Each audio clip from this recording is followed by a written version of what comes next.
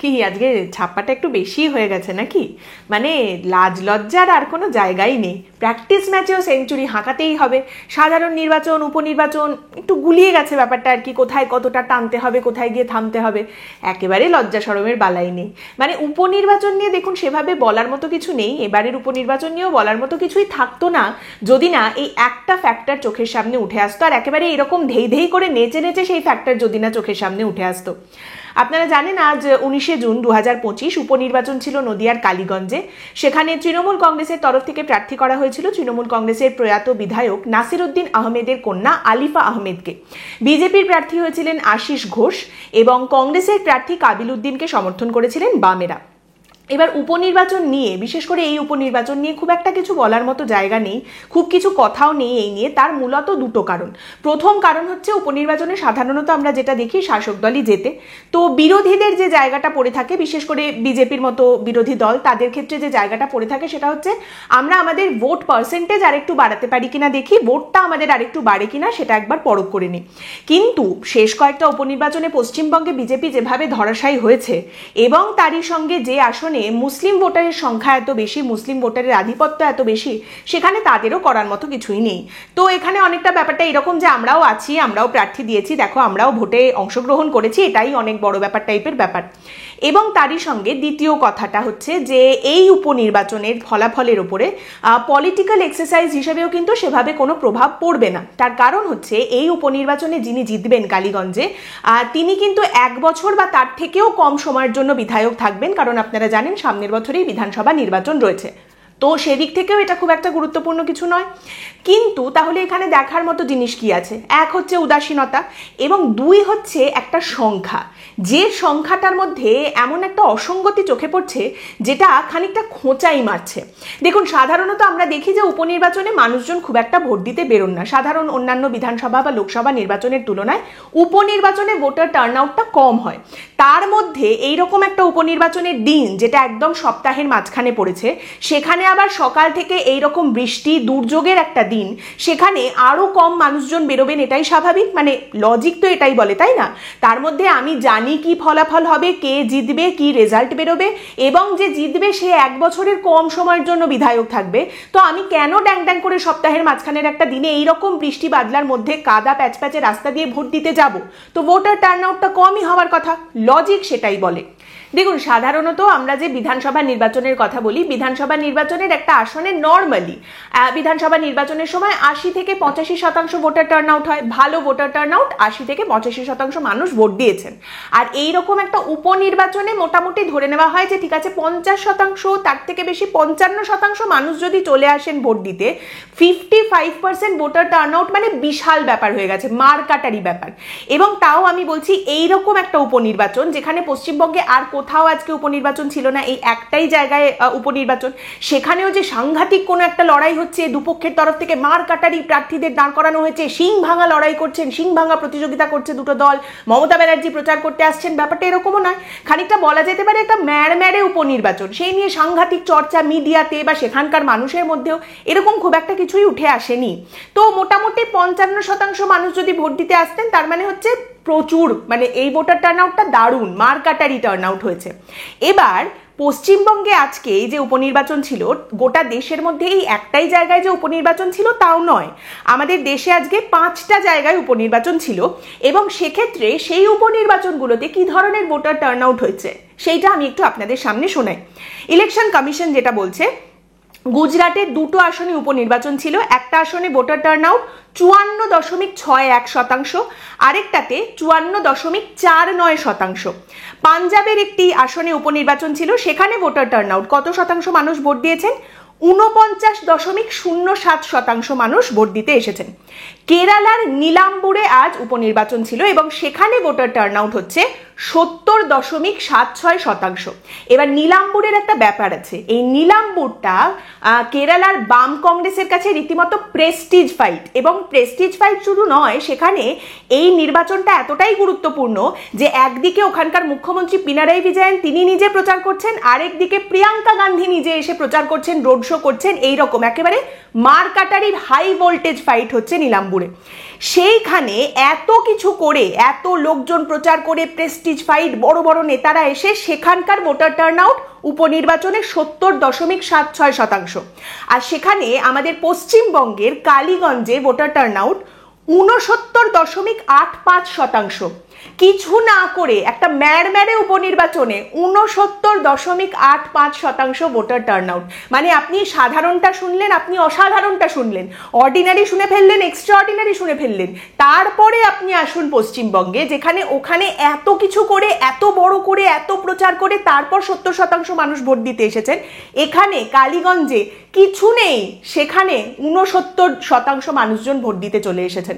গণতন্ত্রের উৎসব বলা যেতেই পারে। আপনি বলতেই পারেন, পৌলমী এরম করে কেন বলছো, এটা তো গণতন্ত্রের উৎসব, গণতন্ত্রের উৎসব পালন করতে মানুষজন বেরিয়েছেন। হ্যাঁ, নিশ্চয়ই হতেই পারে, গণতন্ত্রের উৎসব, গণতন্ত্রের ডিজে বাজছে, কিন্তু গণতন্ত্রের ডিজে যে এত জোরে বাজছে সেইটা আর কি একটু আশা করা, মেনে নেওয়া সবটাই একটু কঠিন হয়ে পড়ে। তবে আমি প্রশ্ন করার কি, হতেই পারে মানুষজন বেরিয়ে সবাই ভোট দিতে গেছেন। তার মধ্যে কালীগঞ্জ থেকে দেখুন কয়েকটা ঘটনার কথা সামনে উঠে এসেছে, বিক্ষিপ্ত ঘটনা, বিচ্ছিন্ন ঘটনা, সব কটাই। যেমন একটা জায়গায় বলা হচ্ছে 300 জন মানুষ তারা নদী পার করে ভোট দিতে আসবেন, ভাগীরথী নদী পার করে ভোট দিতে আসতে হবে। এবার তারা ভোট দিতে আসার জন্য নৌকা রিজার্ভ করেছেন, তারপর মাঝিকে খুঁজে পাওয়া যাচ্ছে না, মাঝি উধাও, মাঝি ভ্যানিশ, এবং তারা ভোট দিতে আসতে পারছেন না। এদিকে বিজেপির অভিযোগ হচ্ছে এটা তৃণমূলের চক্রান্ত, তৃণমূল ইচ্ছে করে মাঝিকে ভ্যানিশ করে দিয়েছে যাতে বিজেপির সমর্থকরা ভোট দিতে না পারেন। তার মধ্যে এই কালীগঞ্জের বিভিন্ন বুথের সামনে এই বৃষ্টিতে এত খারাপ অবস্থা, রাস্তার এত খারাপ অবস্থা, প্যাচ প্যাচে কাদা, সেখানে যারা ভোট দিতে আসছেন তাদের রীতিমতো সেই কাদার উপরে ব্যালেন্স করে চলতে হচ্ছে, ব্যালেন্স করে কোনো রকমে হেঁটে তাদের বুথের ভেতরে ঢুকতে হচ্ছে। সেন্ট্রাল ফোর্স দাঁড়িয়ে রয়েছে সেখানে, সেন্ট্রাল ফোর্স যারা ভোট দিতে আসছেন তাদের হাত ধরে ধরে ভেতরে নিয়ে আসছেন। কিন্তু তাতে কি হয়েছে, এইরকম অবস্থাতেও মানুষের মনে হয়েছে যে আমরা সবাই বেরোবো, আমরা ভোট দেব। দেখুন, সংবাদ মাধ্যমে মোটামুটি সকাল থেকে একটাই কথা প্রত্যেক সাংবাদিকের মুখে শোনা গেছে, এক কথা তারা হুবহু বলে চলেছেন যে বেশি ভিড় নেই, এত বৃষ্টি হচ্ছে তাই হয়তো লাইন নেই, মানুষজন আসছেন না। অন্তত দুপুর বিকেল পর্যন্ত তারা এই কথাই বলেছেন।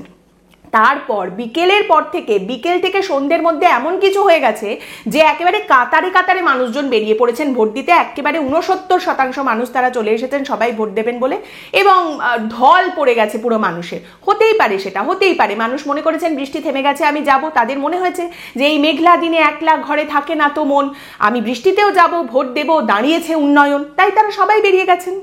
কিন্তু কি ধরনের উন্নয়ন? তৃণমূল কংগ্রেস কিন্তু একচেটিয়া কালীগঞ্জে ক্ষমতায় রয়েছে বেশ অনেক দিন ধরে, এর আগেও তৃণমূল কংগ্রেসই ক্ষমতায় ছিল।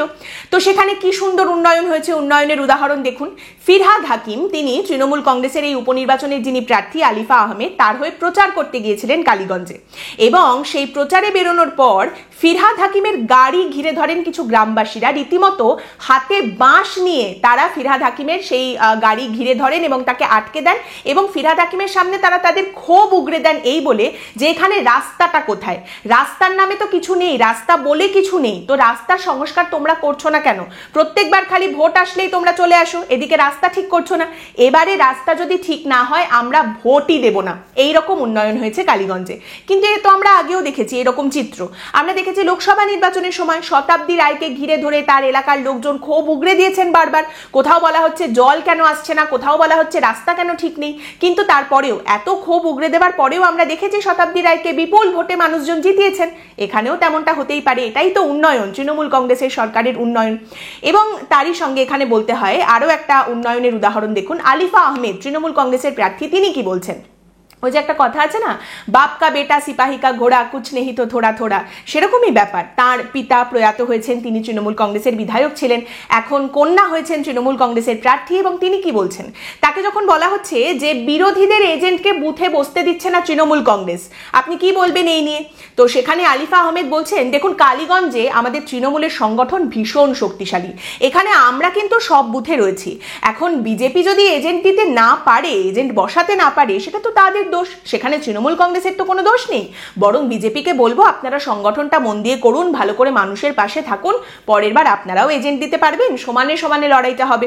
বিজেপি এজেন্ট দিতে পারেনি, তার দোষ কিন্তু একেবারেই তৃণমূলের নয়। তৃণমূল কংগ্রেস সব বুথে রয়েছে, সমস্ত সংগঠনে রয়েছে, মানুষের পাশে রয়েছে, মানুষের আশীর্বাদ এবং দোয়া তৃণমূলের সঙ্গে রয়েছে। আমরা আশাবাদী ভবিষ্যতেও আমরা মানুষের আশীর্বাদ পাবো, বলছেন তৃণমূল কংগ্রেসের প্রার্থী। এবার তাহলে সেখানকার মানুষজন কি করেছেন? সেখানকার মানুষ মানুষজন ভোট দিতে এসেছেন, ভোট দিয়েছেন, খিচুড়ি খেয়েছেন, বাড়ি চলে গেছেন। খিচুড়ি খেয়েছেন কেন বললাম? কারণ ওখানে তৃণমূল কংগ্রেসের লোকজন খিচুড়ি রান্না করছিলেন ভোটারদের জন্য, এবং তারাই বলছেন সামনে এসে যে দেখুন, বিধানসভা বা লোকসভায় আমাদের কোনো ভেদাভেদ নেই, পঞ্চায়েতে আমাদের ভেদাভেদ আছে, বাম কংগ্রেস বিজেপি সব আলাদা, কিন্তু বিধানসভা লোকসভায় আমরা সবাই একসাথে, কোনো আলাদা করে বাম কংগ্রেস বিজেপির কোনো ব্যাপার নেই, আমরা সবাই তৃণমূল, সবার জন্য এখানে খিচুড়ি রান্না হচ্ছে, সবাই মিলে খিচুড়ি খাচ্ছেন, সবাই তৃণমূল, সবাই তৃণমূলকে ভোট দিচ্ছেন, বাড়ি চলে যাচ্ছেন আনন্দে। দেখুন, তৃণমূল কংগ্রেস কিন্তু এখানে সেটাই করছে যেটা তৃণমূল কংগ্রেস সব থেকে ভালো করতে পারে, ম্যান মার্কিং এবং বুথ মার্কিং। বুথ ম্যানেজমেন্ট এখনো কিন্তু তৃণমূল কংগ্রেসেরই সব থেকে ভালো। একটা কথা বলা হয় যে বিজেপির একটা ইলেকশন মেশিনারি আছে সাংঘাতিক, যেটা 24/7 365 ডেজ কাজ করে, কখনো সেটা বসে থাকে না। এখানে কিন্তু দেখা যাচ্ছে তৃণমূল কংগ্রেসের ইলেকশন মেশিনারি বসে নেই। তৃণমূল কংগ্রেসের ইলেকশন মেশিনারি, তারা কিন্তু এই একটা উপনির্বাচন, আগে যেটা বললাম এইরকম একটা ম্যাড়ম্যাড়ে উপনির্বাচন, সেটাতেও কিন্তু তারা বসে নেই, সেটাকেও কিন্তু তারা ইকুয়ালি সিরিয়াসলি নিচ্ছে, এবং এখানেও তাদের যা করার 100% তারা সেটা করে চলেছে। একটা উপনির্বাচনকেও তৃণমূল কংগ্রেস ছেড়ে দিতে রাজি নয়। এবার এই উপনির্বাচনের ফলাফল বেরোনোর পরে অবশ্যই বিজেপির তরফ থেকে প্রধান বিরোধী দল বিজেপি পশ্চিমবঙ্গের, তারা বলবে যে আরে ওখানে তো মুসলিম ভোট বেশি ছিল, ওখানে আমাদের কিছু করার ছিল না, আর উপনির্বাচন তো সাধারণত শাসক দলই জেতে, কিন্তু উপনির্বাচনেও বিজেপির যেটা করার কথা সেটা কি তারা করতে পারছে? এর আগের অনেকগুলো উপনির্বাচনে দেখা গেছে বিজেপি যেভাবে ধরাশায়ী হয়েছে, শুধু নয় এমনকি বিজেপির জেতা আসন উপনির্বাচনে তৃণমূল কংগ্রেস জিতে নিয়েছে, সেই ঘটনাও সামনে এসেছে। আগেই যেটা বললাম, তৃণমূল কংগ্রেস একটা উপনির্বাচনকেও ছাড়তে রাজি নয়। ইভেন যেখানে তৃণমূল কংগ্রেস উপনির্বাচনে জিততে পারেনি, সেখানে যে দলের প্রার্থী জিতেছেন, জেতার পরে তৃণমূল কংগ্রেস সেই প্রার্থীকে নিজের দলে টেনে নিয়েছেন।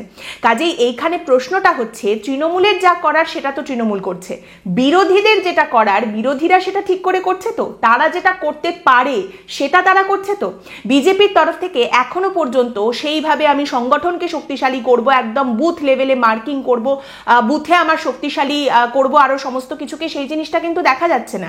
এখনো পর্যন্ত বিজেপির বিশ্বাস যে আমরা কিন্তু হিন্দু ভোটটাকেই টার্গেট করব, হিন্দু ভোটটাকেই টানার চেষ্টা করব, এবং হিন্দু ভোটটা আমাদের দিকে এসে এক ঝটকায় আমাদের বের করে নিয়ে চলে যাবে। সত্যি কি সেটা সম্ভব? এই যে এতগুলো শেখার অপরচুনিটিও বিজেপি পাচ্ছে বা বিরোধীরা পাচ্ছেন, সেটাকে কি সত্যিই তারা কাজে লাগাচ্ছে? যেখানে তৃণমূল কংগ্রেস দেখিয়ে দিচ্ছে যে একটা উপনির্বাচনকেও তারা ছাড়বে না। Trinamool Congress is doing what it does the best, কিন্তু বিরোধীরা যেটা করতে পারে, যেটা করতে সক্ষম, সেটা তারা সঠিকভাবে করছে কি? প্রশ্নটা এখানেই। আজকের পর্ব এখানেই শেষ করছি। আপনাদের মতামত এই পর্ব সম্পর্কে অবশ্যই জানাবেন। পরের দিন দেখা হবে অন্য একটি বিষয় নিয়ে আলোচনায়। ভালো থাকবেন।